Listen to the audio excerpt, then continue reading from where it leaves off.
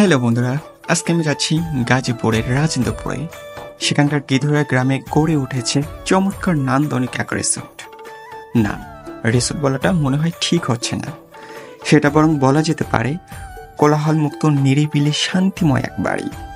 তার নামটাও খুব সুন্দর, সরল বাড়ি। হ্যাঁ, আমরা সহজ সরল মানুষ, তাই যাচ্ছি সরল বাড়িতে।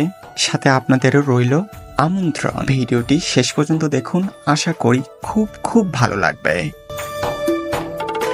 ঢাকা থেকে 2 ঘন্টার মধ্যে পৌঁছে গেলাম সরল বাড়ি। গাজীপুর জেলার রাজেন্দ্রপুরে ধলাদিয়া বাজারের খুব কাছেই অবস্থিত এটি। আমি লাঞ্চের জন্য একটা খাবার অর্ডার করে রাখলাম, কেননা এখান থেকে খাবার খেতে হলে মিনিমাম 2 থেকে 3 ঘন্টা আগে অর্ডার করতে হয়। স্যার কাপড় আর গ্রাম বাংলার ঐতিহ্যকে ধারণ করে এমন নানা উপকরণ দিয়ে সাজানো হয়েছে বারান্দাগুলোকে। ভেতরে প্রবেশ করতেই চারপাশের গ্রামীণ প্রকৃতি এবং পরিবেশ আমাকে মুগ্ধ করেছে। আর এটি হচ্ছে এখানকার দ্বিতল কাঠের বাড়ি। কাঠের বাড়িটায় টানা বারান্দায় শোভা পাচ্ছে নানা রকম বৃক্ষরাজি। গামছার কাপড় আর গ্রাম বাংলার ঐতিহ্যকে ধারণ করে এমন নানা উপকরণ দিয়ে সাজানো হয়েছে বারান্দাটা। এবং এটি দেখতে পাচ্ছেন, এটা হচ্ছে বাঁশের বাড়ি।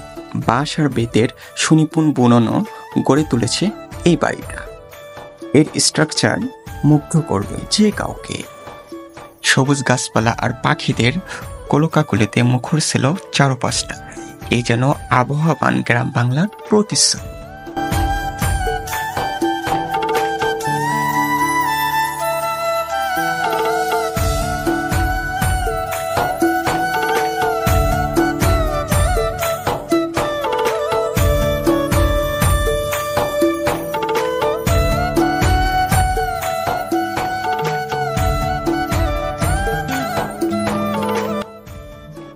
বাঁশের বাড়িটির নিচতলাতে রয়েছে চমৎকার বসার ব্যবস্থা।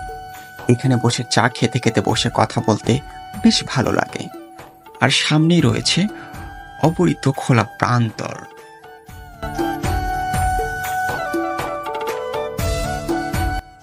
এই বিড়াল দুটো দেখতে পাচ্ছেন, এই দুটো এখানকার এই রিসোর্টেরই। খুব এনজয় করতেছে ওরা। শহরের দূষিত জীবন চলতে চলতে মাঝে মাঝে থামতে হয়। মাঝে মধ্যে প্রাণ ভরে নিঃশ্বাস নেওয়ার জন্য একটু বিরতির প্রয়োজন হয়। আর বিরতিটা যদি হয় প্রকৃতির কাছাকাছি এমন সুন্দর এক জায়গা, যার কোনায় কোনায় গ্রামীণ আবহাওয়া তৈরি করা হয়েছে। জীবনে ক্যামেরাম্যানের একটা বড়ই অভাব। এত সুন্দর জায়গায় এসে ক্যামেরাম্যানের জন্য একটা ছবিও তুলতে পারলাম না। ব্যাড লাক আমার জন্য।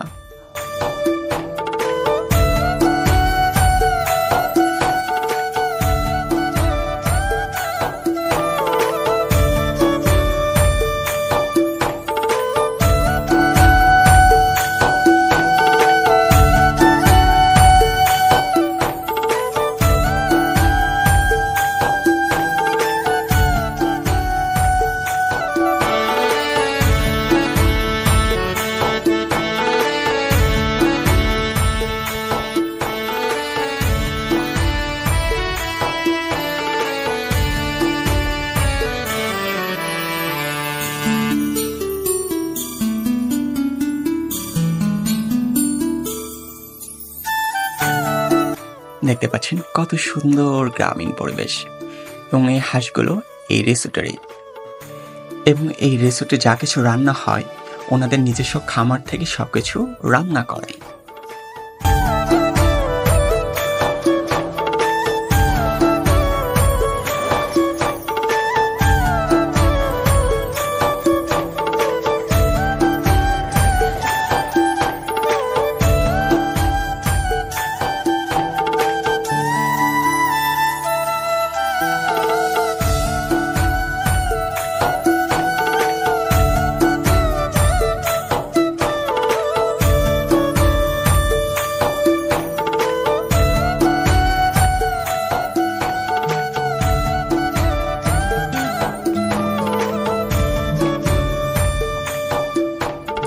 সবথেকে ইন্টারেস্টিং বিষয় হলো আমার জন্য এখানে আসার পর কিছু ভাইয়াদের সাথে আমার পরিচয় হয়েছে।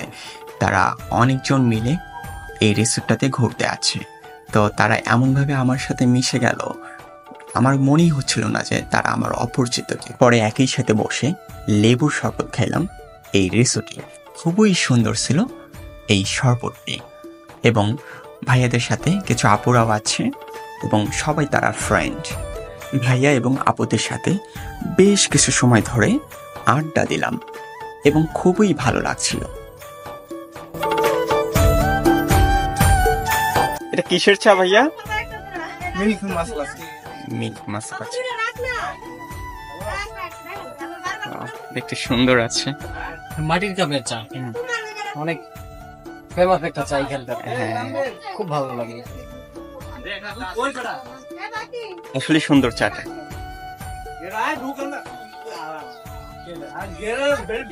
কেমন? ভালো। এখানে আসার পরে এই চাটা না খাইলে জমে না। তাই? আপনি কি এর আগে আসছিলেন ভাই এখানে? হ্যাঁ অবশ্যই, আমরা তো আসলে এখানকারই ছেলে, এখানে আচ্ছা আচ্ছা। প্রায় সময় আমরা যখন মন খারাপ থাকে তখনই এসে পড়ি। Very good. আসলে আমার ফার্স্ট টাইম আসা, তো তেমন কিছু নাই ডেকোরেশন, বাট অল্প কিছু সামান্য, তারপরেও ভালো লাগার মতো একটা জায়গা। ভালো, অনেক ভালো। আর এটা মাত্র শুরু করছি কিছুদিন যাবত, এটা আরো বড় করে ডেভেলপ করব। হ্যাঁ। তারপর আপুরা বলল যে তারা ভিডিও বানাবে, তার জন্য আমার শুট নিতে হবে। তো আমি শুট নিলাম, তারা খুব এনজয় করলো।